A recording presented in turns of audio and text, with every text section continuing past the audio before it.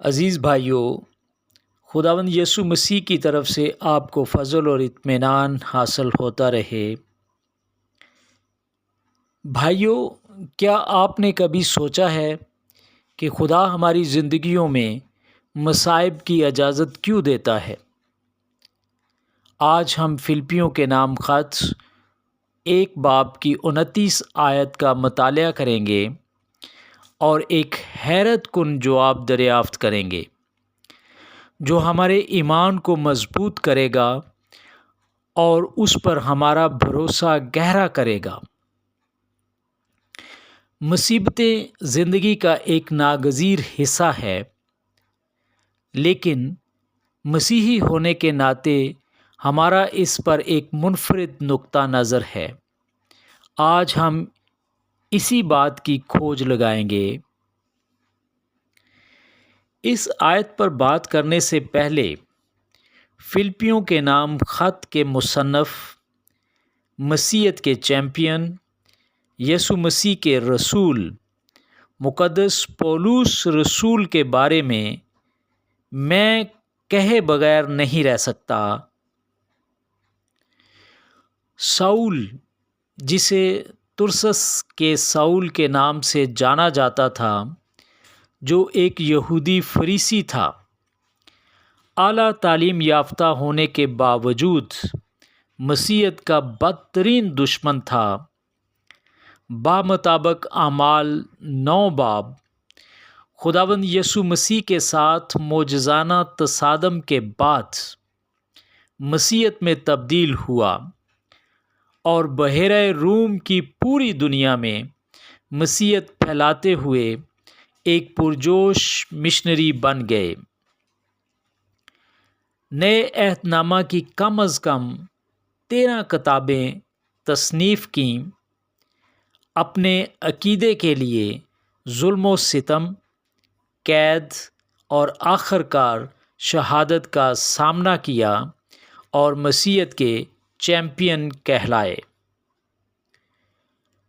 انہوں نے سن 61 سے 62 AD میں یورپ کی سرزمین پر رومیوں کے صوبہ مقدونیہ کے شہر فلپئی میں پہلی کلیسیا قائم کی تھی۔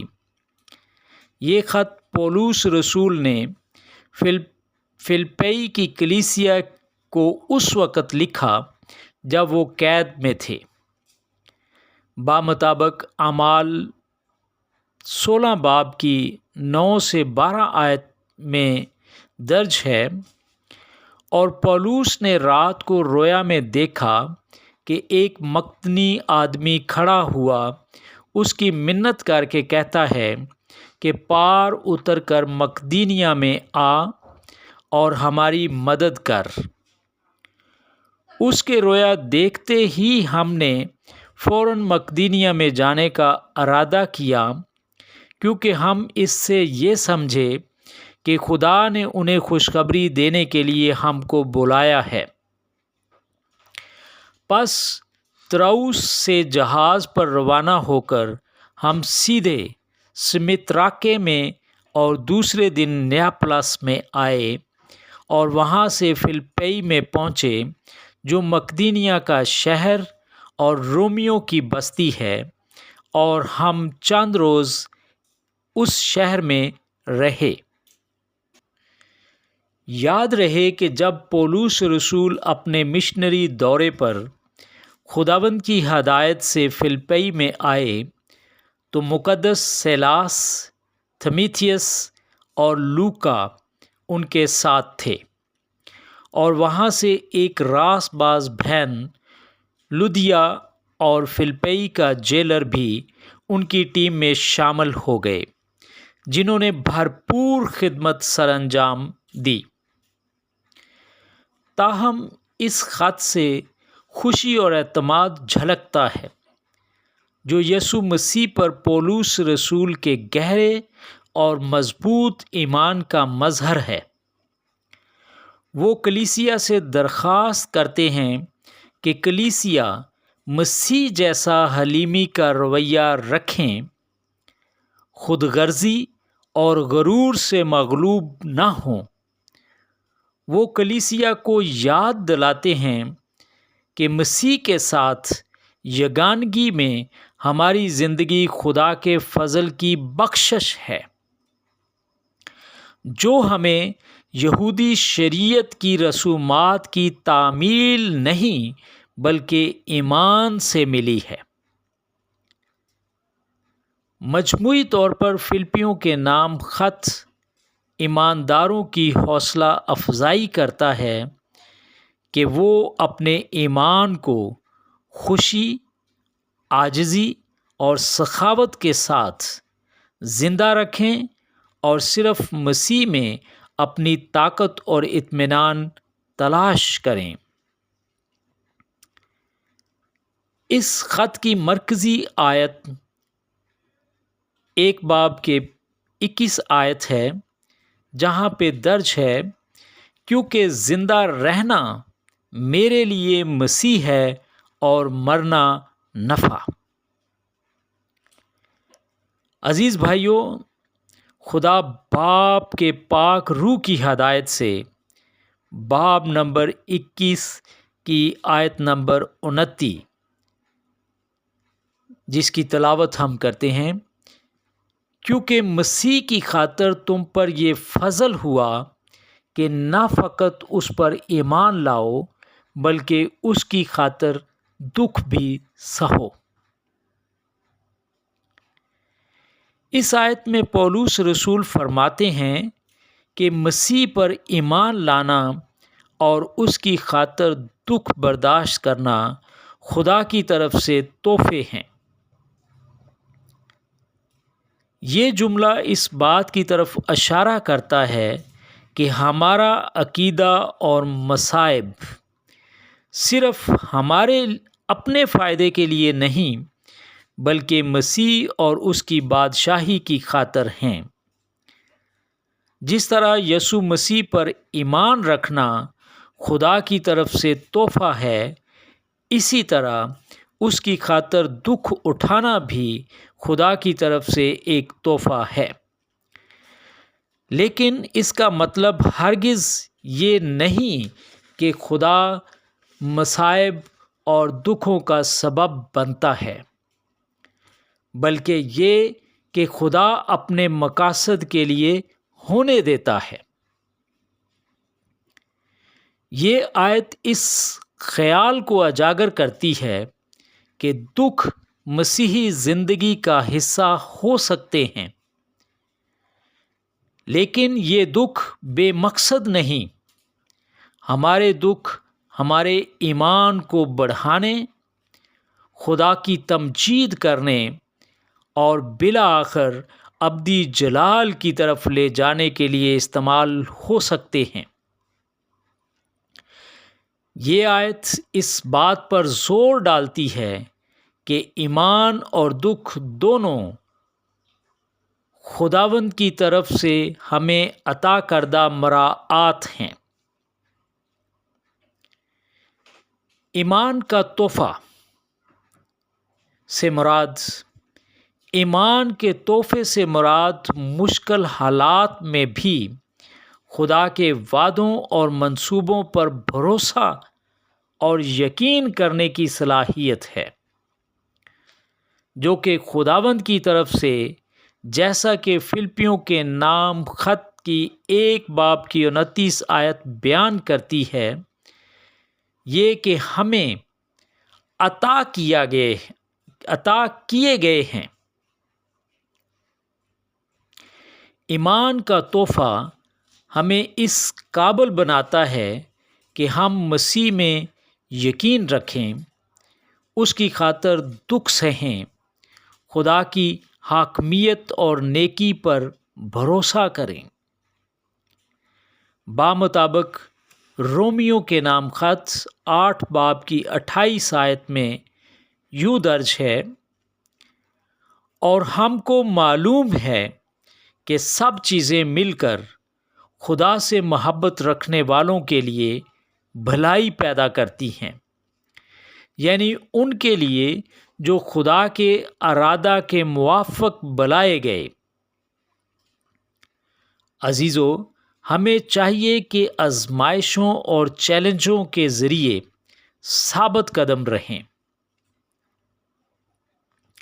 بامطابق عبرانیوں 11 باب کی 6 آیت میں درج ہے، اور بغیر ایمان کے اس کو پسند آنا ناممکن ہے، اس لیے کہ خدا کے پاس آنے والے کو ایمان لانا چاہیے کہ وہ موجود ہے اور اپنے طالبوں کو بدلہ دیتا ہے۔ عزیزو، ہمیں چاہیے کہ ہم روحانی تحائف اور برکتیں حاصل کریں۔ بامطابق افسیوں 2 باب کی 8 سے 9 آیت میں یوں درج ہے، کیونکہ تم کو ایمان کے وسیلہ سے فضل ہی سے نجات ملی ہے، اور یہ تمہاری طرف سے نہیں، خدا کی بخشش ہے۔ مثال کے طور پہ بامطابق عبرانیوں 11 باب کی 8 آیت میں درج ہے، ایمان ہی کے سبب سے ابراہیم جب بلایا گیا تو حکم مان کر اس جگہ چلا گیا جسے میراث میں لینے والا تھا، اور اگرچہ جانتا نہ تھا کہ میں کہاں جاتا ہوں، تو بھی روانہ ہو گیا۔ بامطابق عبرانیوں 11 باب کی 24 آیت میں درج ہے، ایمان ہی سے موسیٰ نے بڑے ہو کر فرعون کی بیٹی کا بیٹا کہلانے سے انکار کیا۔ عزیزو، ایمان کا تحفہ خدا کی طرف سے ایک قیمتی تحفہ ہے جو ہمیں مشکل حالات میں بھی اس پر بھروسہ اور یقین کرنے کے قابل بناتا ہے۔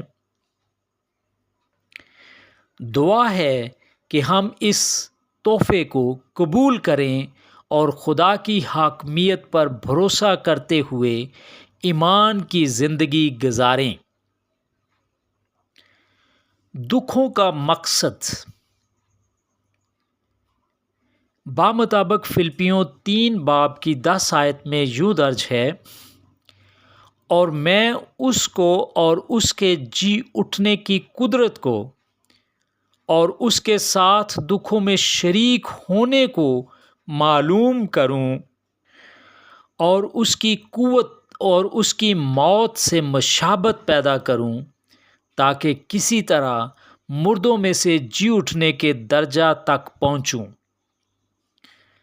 عزیزو، دکھ اور مصیبتیں ہمیں مسیح کی موت اور جی اٹھنے کے ساتھ پہچاننے اور اسے زیادہ قریب سے جاننے کا سبب بنتے ہیں۔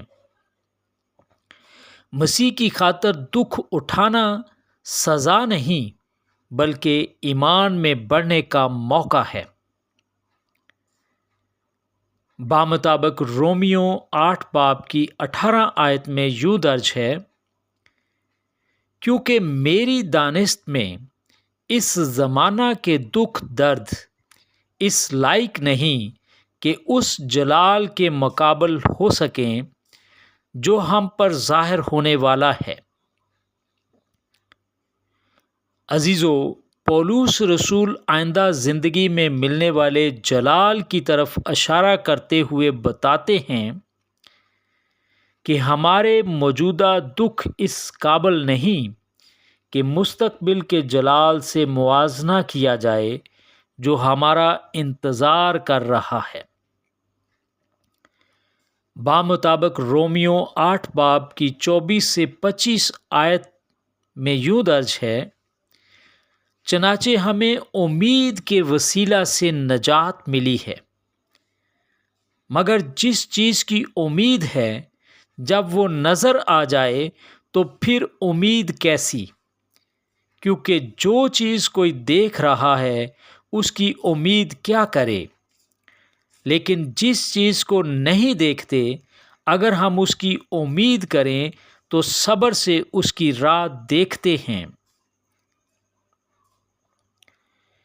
اس آیت میں پولس رسول ہمیں بتاتے ہیں کیونکہ ہم امید سے بچائے گئے ہیں۔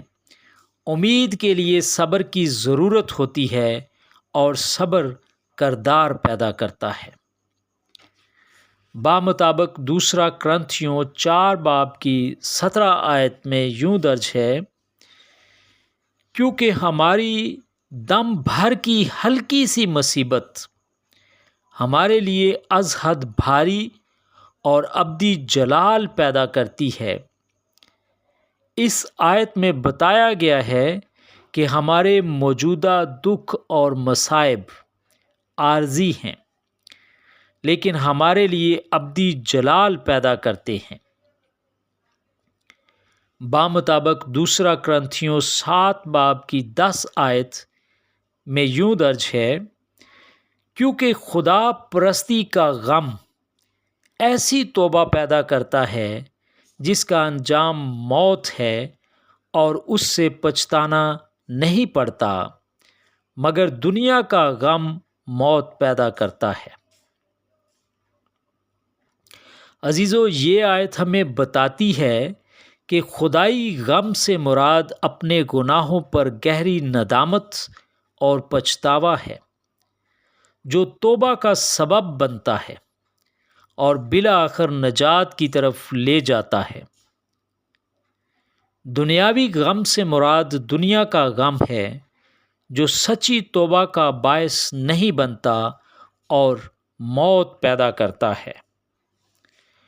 عزیز بہن بھائیو، مندرجہ بالا آیات ہمیں یاد دلاتی ہیں کہ ایمان اور دکھ خدا کی طرف سے عطا کردہ مراعات ہیں۔ دکھ امید اور صبر اور جلال پیدا کرتا ہے، اور ہمیں مسیح کی موت اور جی اٹھنے کے ساتھ شناخت کرنے کی اجازت دیتا ہے۔ عزیزو، کیا ہم مصیبت کے اس قیمتی تحفے کو قبول کر سکتے ہیں، یہ جانتے ہوئے کہ ہمیں مسیح کے قریب لاتا ہے اور ہمیں اس کے جلال کے برتنوں میں بدل دیتا ہے؟ آئیے ہمت اور امید کے ساتھ آنے والے چیلنجوں کا مقابلہ کریں، یہ جانتے ہوئے کہ ہماری مصیبتیں بیکار نہیں ہیں، بلکہ مسیح کے اپنے سفر میں ایک مقدس شرکت ہے۔ عزیزو، دعا ہے کہ ہم ان سچائیوں کو اپنا لیں اور ابدی جلال کی امید میں سکون حاصل کریں۔ آمین۔ عزیزو، میں مختار سجیل بھٹی، خداوند یسوع مسیح میں آپ کا بھائی، میں کوئی ریورنڈ، پاسٹر یا بائبل ٹیچر نہیں ہوں، میں بھی آپ کی طرح خدا کے کلام کا طالب ہوں۔ ایمبیسیڈر آف کرائسٹ کے نام سے خدا کے کلام کو فیس بک اور یوٹیوب پر شیئر کرتا ہوں۔ اگر میں کہیں غلط ہوں تو میری کریکشن ضرور کیجیے گا، کیونکہ میں کوئی عقل کل نہیں ہوں۔ عزیز بھائیو، آپ کے قیمتی وقت کو ملحوظ خاطر رکھتے ہوئے آج کے پیغام کو اختتام پذیر کرتے ہیں۔ آئندہ ملیں گے ایک نئے پیغام کے ساتھ۔ خدا ہم سب کو اپنے کلام کے سبب سے راست باز بنائے۔ آمین۔ God bless you all.